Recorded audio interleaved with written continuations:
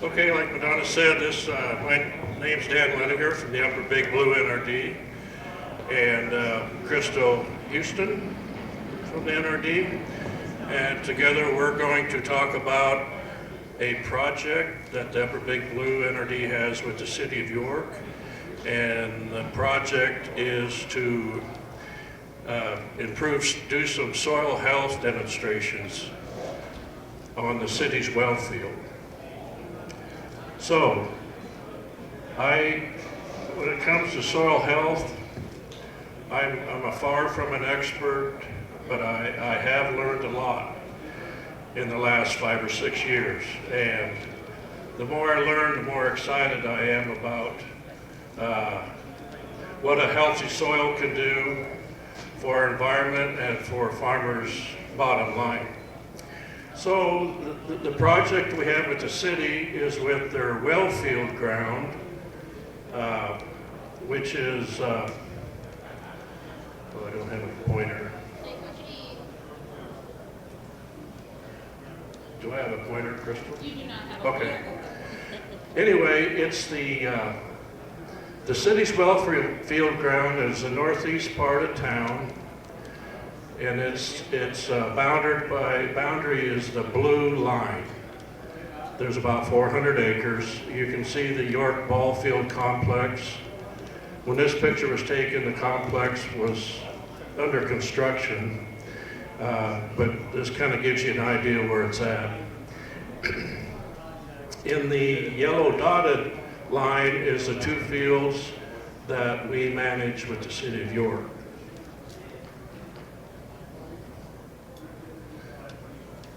And we call this Project GROW. GROW is an acronym for Growing Rotational Crops on Well Fields.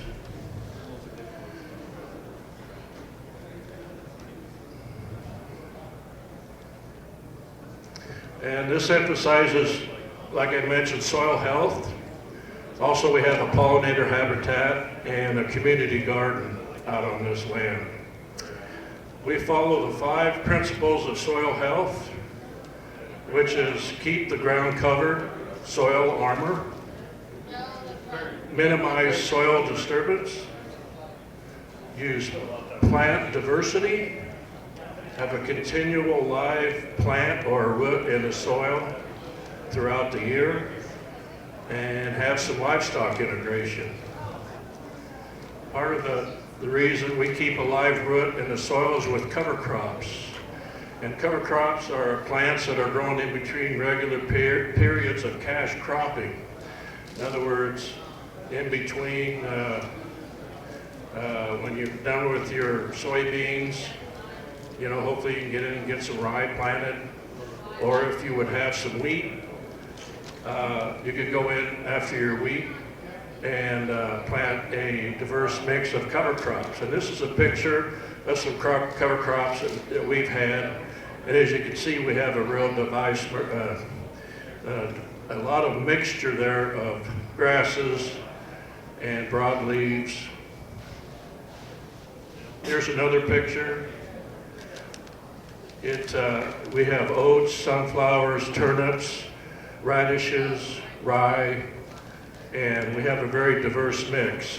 And I'll get to why it's good to have a diverse mix here in just a minute. Soil benefits of keeping the soil covered is it prevents erosion and also keeps the moisture in the ground. This is a picture of a field that was disced in the fall and left uncovered all fall, winter, early spring. Below is a field that we left the residue on the ground, and if you look closely you can see some spears of rye starting to come through the corn stubble. So we're keeping a live root growing in there as long as we can. Oh, I bet this isn't going to show up, Crystal, is it?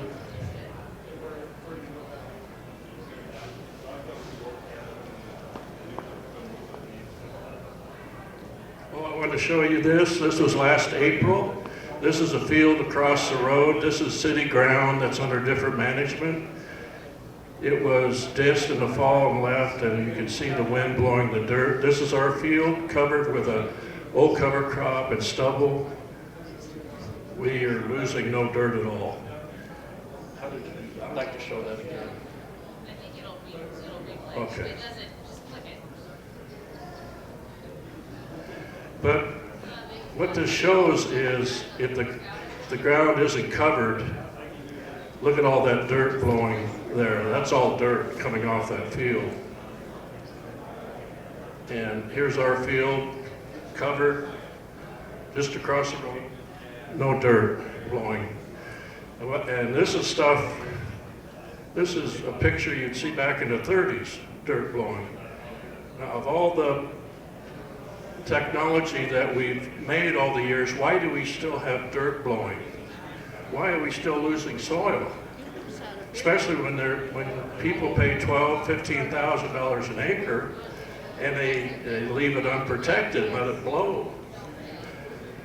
You know, if you had a quarter section, $1,500 an acre, you're looking at $2 million. I bet if you had $2 million sitting where you'd take care of it. This is a field that we had some years ago. This was a conventionally tilled field, and this is the middle of June, and we had a very warm, well, it was a very hot June. And what you see in between are weeds that have been sprayed, and what I want to point out is, as you can see, the corn leaves are rolling because it's under some stress. This, this next picture is a field of corn right next to it that had cover crops in it the fall and spring before. You can see the ground's covered and the leaves never did roll at all. That's the advantage of keeping the soil covered, and plus the extra biological activity that went on in the fall and spring with the cover crops. How to grow, this was 2 summers ago. I went out with a thermometer in our field that we had cover. As you can see, the rye is still a cover crop. It was a 100-degree day. I took a thermometer reading and it was 85 degrees. Went across the road to that field where the dirt was blowing, and they of course had no cover crops, and it's 98 degrees. It was really 100 when I took the thermometer out of the ground. But what this shows is at 85 degrees, the biological activity in the soil is still going on. It's cool enough. When you get up to 100 degrees, all the biological activity in the soil stops. It's just too hot. So even if you had some nutrients available, it's not going to do the plant any good because there's no translocation, because all the microbial activity has come to a halt. So keeping the ground covered, you keep the moisture in the soil and you keep the temperature cooler. Also helps with weed prevention, cover crops. You know, one of the biggest obstacles I think farmers are facing and will face is herbicide-resistant weeds. Because we've gotten away from, we have a monoculture here of corn and beans.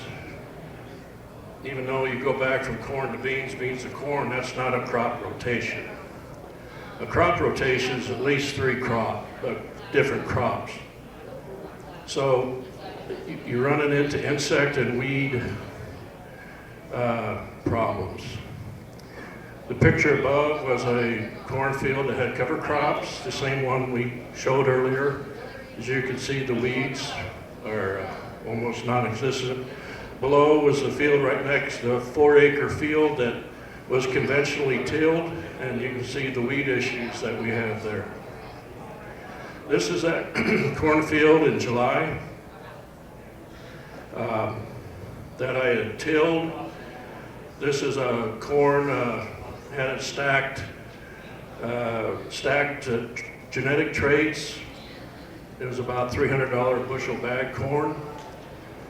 And as you can see, what the grasshoppers have chewed on the leaves and have chewed all the silks off the corn. And so this next picture I'm going to show you is the corn that was in the cover crops right next to it, and the grasshoppers never even took one bite. And I don't know, I can't exactly explain why, other than I'm guessing a healthier soil, we had healthier corn plants, higher sugar content perhaps, and the grasshoppers didn't even take a bite on it. Soil health benefits of cover crops, as you can see, we like to use a diverse mix because you get more diversity above ground, and also that means more diversity below ground with root structures. As you can see, we have some real fibrous roots. We have a tillage radish there that has more of a tuber root to break up compaction. And all those little fine white lines you see are mycorrhiza fungi that show up if you do not till the soil.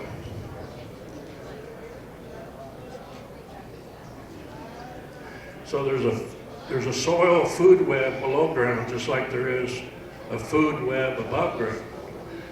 If you remember one thing from the day, please remember that the soil is alive. It's a living entity. And like any living entity, it needs food, water, and shelter, okay?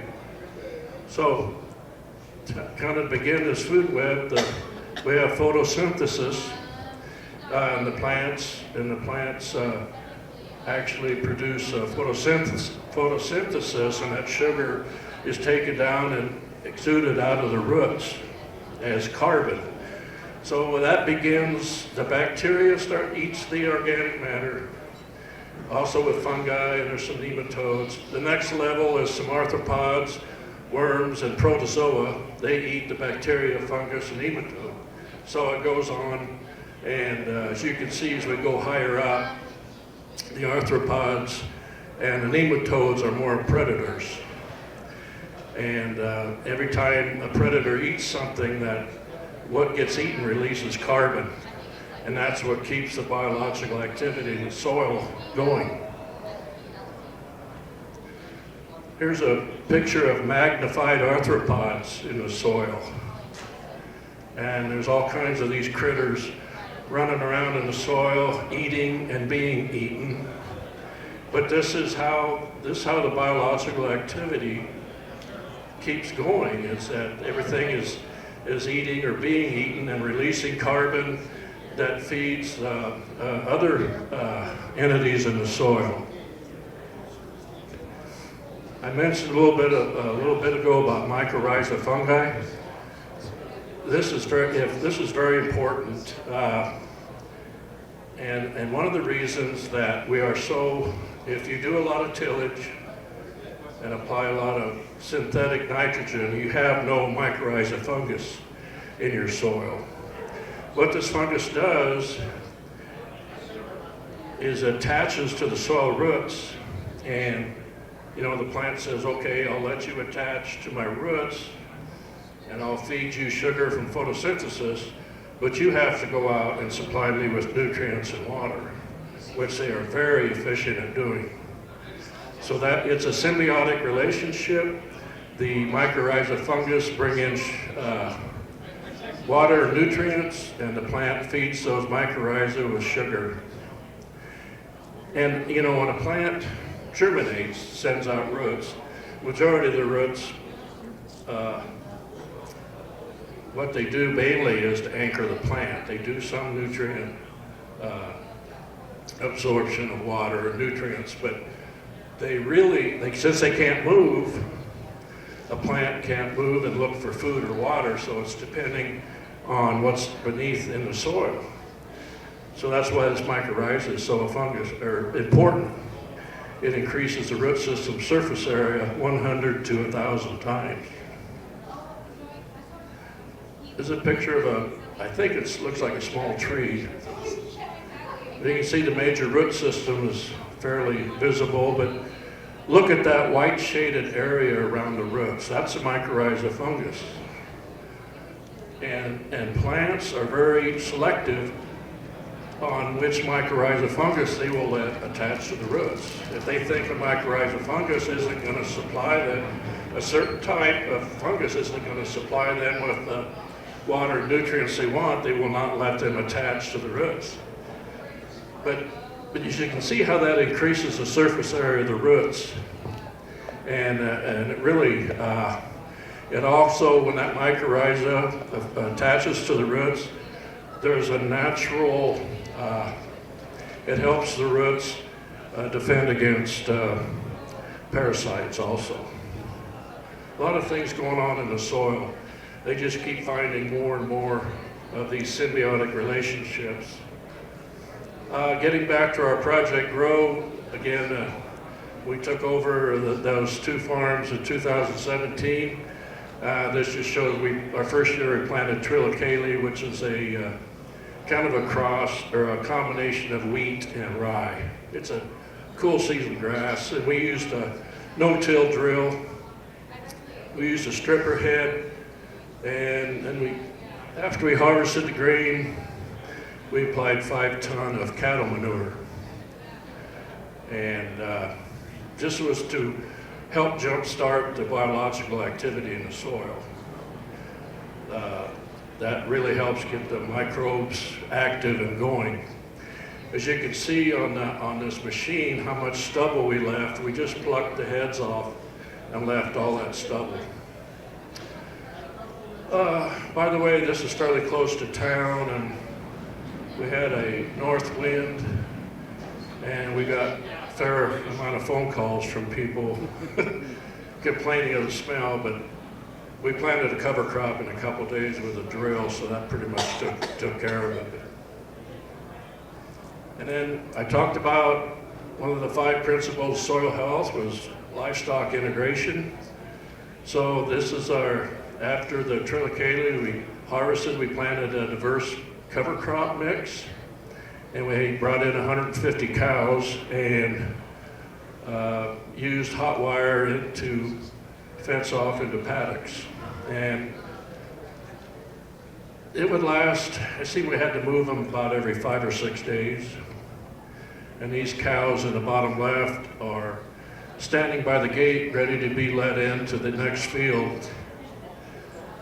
The first time we did this, we had to pretty much chase them out of there into the next field, but after they learned the goodies were in the next field, they were standing by the gate waiting for us. So now the bottom right shows we like to leave at least 30% of that on the soil to protect the soil.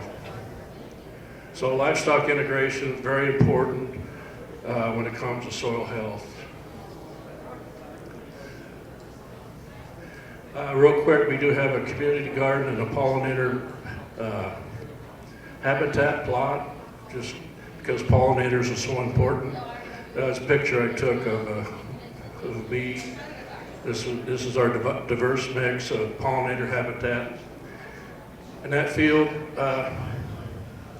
in August this year, when everything else was dry and because of the drought and brown, this still looked just like this because of that diversity in the soil. Those plants help each other with moisture and nutrients. And that's nature's way. I mean, if you ever look at nature, you never see one plant. You don't see a monoculture. You see a diverse mix all the time. We planted soybeans into a existing rye cover crop one spring. This is Scott Gonnerman from Gresham. He does our farming. Scott's been doing these soil practices on his farm for close to 15 years, and he's really seeing some amazing results in his soil health. So we're planting what they call planting green. We're planting right into the rye. And this field's been planted, but as you can see, if you can see that, just all we disturbed was that one little slot there. We want to keep the ground undisturbed and have something growing in there. We did eventually spray the rye, and this is what the soybeans look like. The ground is covered to help retain moisture and keep the ground cool. A year later, we tried a different angle, and this field has been planted also, believe it or not, into rye. And you can see the rye is headed out. It was about the third week in June. After we planted, Scott came in with a crimper and crimped that rye down to kill it and also make a mat to prevent weeds from coming up. Here's the soybeans coming up through that, as you can see, coming up through that mat of rye. A year before that, we had corn falling, and you can still see the cover crop residue. The reason I took this picture, the night before, we had 2 inches of rain in this field. The next day, when we went to take some soil samples, we drove right out on the field, and we didn't even get any mud on our tires. So do you think you'd be driving out on a disc field after 2 inches of rain? The reason is we have good soil structure here, and it took all that moisture in and stored it. It's not sitting on top. We have very good soil structure. We did have this field of corn.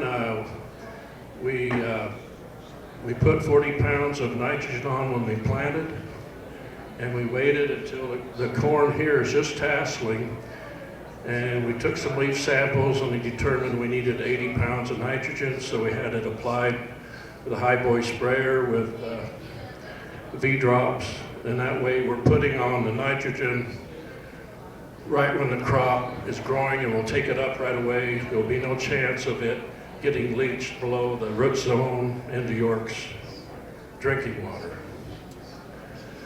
This was a picture earlier that spring. All this had been planted to corn, but there's a little draw there, and we had a real heavy rain, and all this ground was flooded out, and nothing grew. But since we put the vast majority of the fertilizer on, the nitrogen,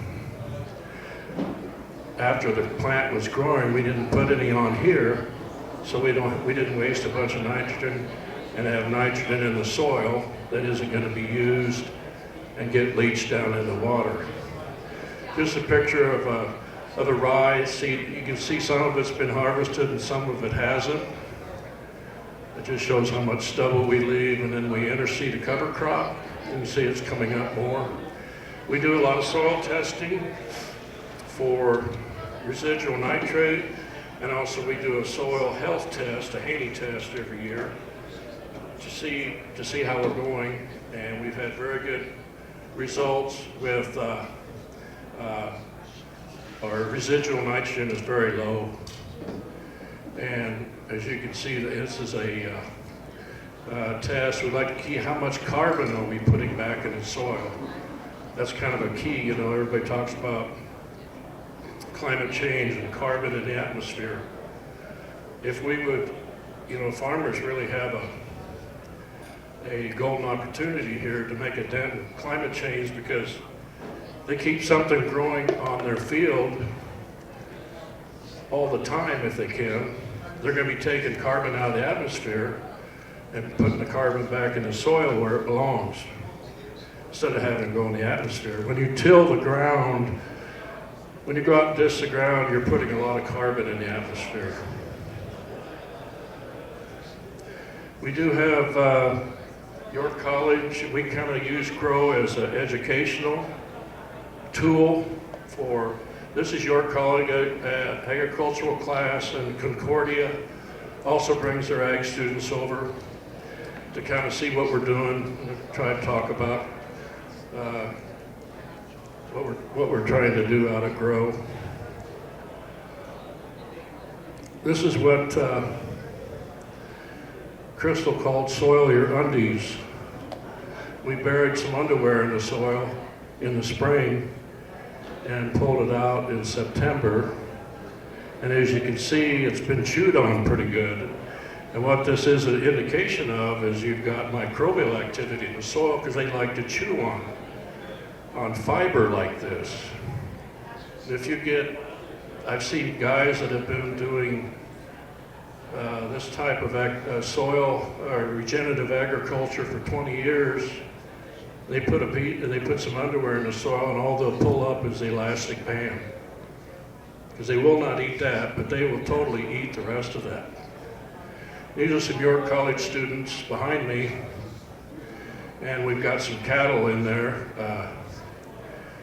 eating the cover crops. There is electric fence in between them and the cows, but as you can see, they're not paying attention to me. Most of them were from a city or town. They weren't too happy. They were kind of worried about what those cows were going to do, so they kept a pretty good eye on them. And I took this picture. These are cowbirds that hung around the cows to pick the flies and the bugs off of them. Another symbiotic relationship. Here's some sponsors of our project. So, any questions? You want to tell them about the alfalfa? Oh. The two fields now are currently, one is a second-year alfalfa and the other one was planted in alfalfa September 1st, with the idea that that's the only way we're going to break the weed cycle. Weeds are getting so resistant to herbicides that we don't want to be out there spraying herbicides all the time. Plus it's expensive. So after about 4 or 5 years, the weeds will be under control. We'll be able to go back and plant anything we want, really. We won't have any weed issue for about probably 3 or 4 years. And then the weeds will come back, and then we'll go back to alfalfa. So that's kind of where we're at right now. In the one field, in the second year alfalfa, even this dry year, we took close to 7 ton an acre alfalfa off. We were very pleased with that. Yeah. How much? One of your first slides about the diversity of your cover crop, you had 15 different. Oh, species? How much does that cost an acre? The question was, on a diverse mix, say of 15 different species of cover crop, the cost is roughly a 15 mix. You're probably looking at $32 an acre. Is that applied? Yes.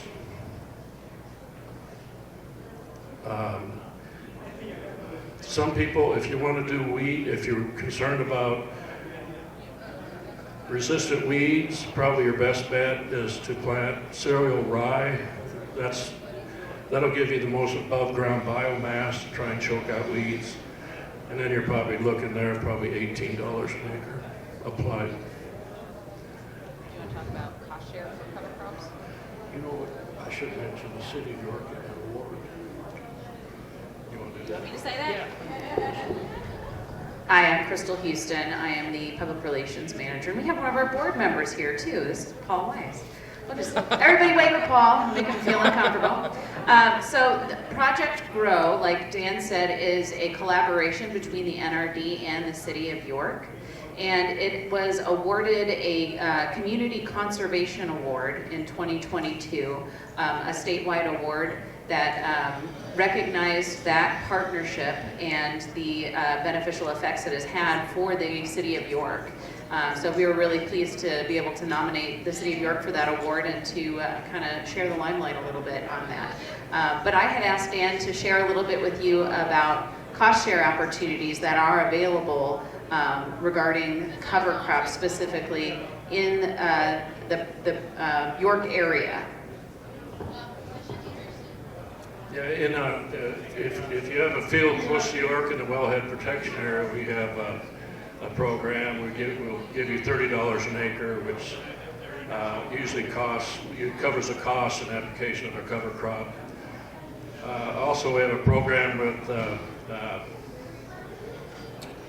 can't think of it. Nature Conservancy and NRCS that if you do some soil health practices such as no-till, crop rotation, and cover crops, each program pays about $9, $10 an acre. So if it's something you're interested in, you know, you might be looking, if you do all three, you're probably looking at, you get up to $45 an acre. Plus you'll be doing your doing your soil a big benefit also.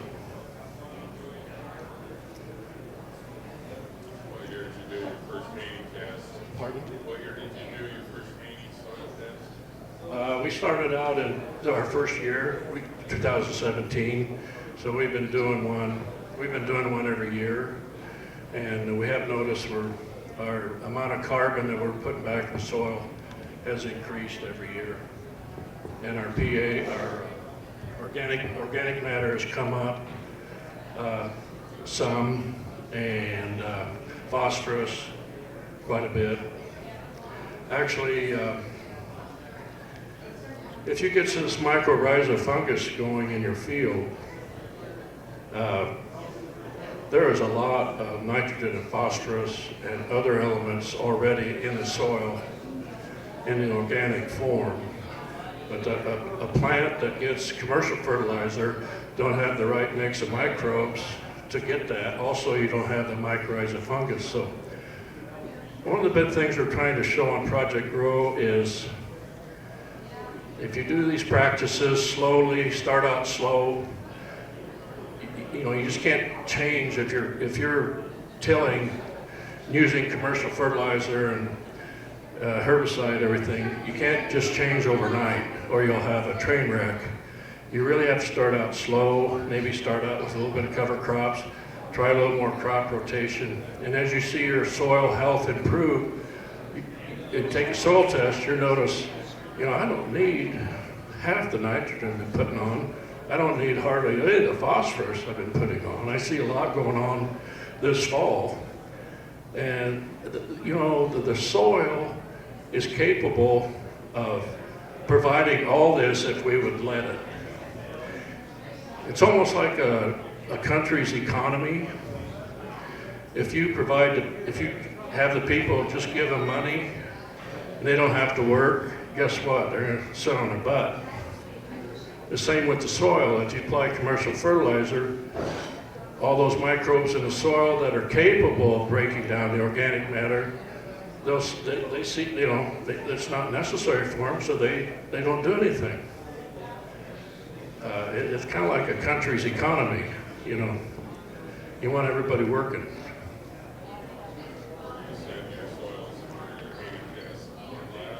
Yeah, we do everything in Ward Lab. Do you want to talk about the profitability of Project Grow? We get asked quite a bit, well, how do you measure up, or how do you compare to conventional tillage and, you know, the way a lot of farmers are doing things here? And my first answer is, well, we're not doing this as a comparison dollar-wise. We're doing this to be profitable and improve the soil health, okay? But except for the first year, we've showed a profit every year. And this last year, in our second year alfalfa, the city gets all the income off the deal. But that farm netted the city $533 an acre. So we had a good crop and we had a good outlet for the alfalfa. So we're happy about that. Is your piece of ground irrigated or dry? This is all dry land. Yeah. Yes. You mentioned about not maybe switching conventional till to all crops as you're being trained there. What can you identify some things that cause the train wreck? Yeah, it was, you know, why not just convert over in 1 year? One thing, if you've been tilling using commercial fertilizer, herbicide, fungicide, all that, all right, you got a certain type of microbial action in your soil. You don't have a very diverse mix, you just got one or two. Okay. Now, if you would do a complete flip-flop, you don't have the balance of microbes in the soil to break down the residue. You know what I mean? It takes a while to get the right mix of microbes in the soil. It's kind of like, you know, if you got 700-pound steer that's been out on grass, you know, he's got the microbes in his stomach to break down fiber. When you throw a bunch of corn in front of him, all of a sudden, he's gonna get acidosis because he doesn't have the microbes in there to break down starch, and it all goes in the bloodstream. So it's the same way with soil. It really takes a while to change that soil and what's going on in the biological activity.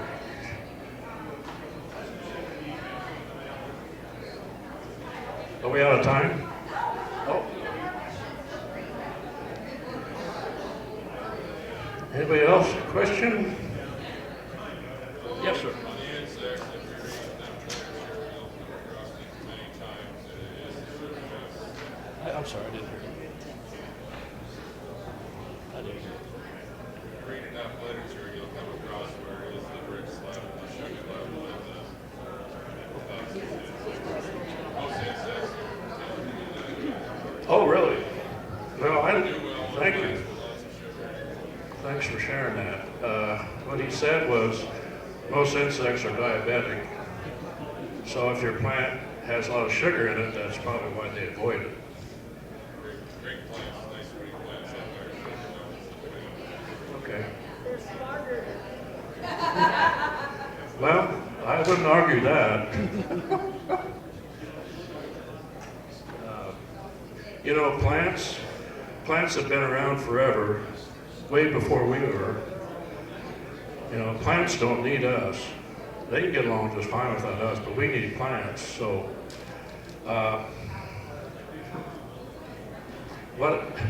what I see, the reason we try to talk about this regenerative agriculture is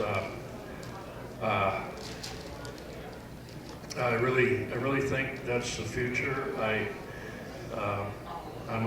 What I see out in what's going on with the intense tillage and the application of synthetic fertilizers and herbicides is what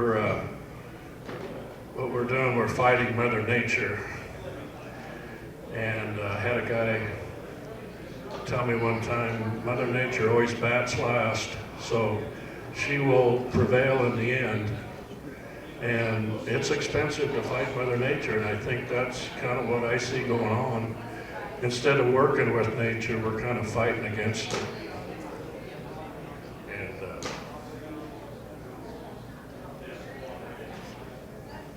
anything else? Very, very, very diverse cover crop, and nice not Absolutely. In Kansas and South Dakota, not so much Kansas anymore, but South Dakota, still, they've got, a lot of people have cow herds up there. They still raise a fair amount of wheat. And planting a cover crop after their wheat and grazing that in September, October that's just part of their program anymore. I mean, it's just a no-brainer for them. You know, after the grass starts to get pretty tough and waiting for corn stalks to open up, you got 2 months of really good grazing. And I had mentioned that 150 cows that came into, that we grazed on the cover crops, they came from 3 different pastures. And one set of cows came in really thin. They must have been on some real short grass. When they left in 35 days, you couldn't tell them apart from the other. So they do really well on that diverse mix of cover crops. It's funny to watch. They'll go through, and there's real selective grazers. They'll go through and pick out what they want first. And then when they're done with that, they'll go back and then eat whatever. And then at last, they're eating kind of the least whatever they like. But they will eat it all eventually.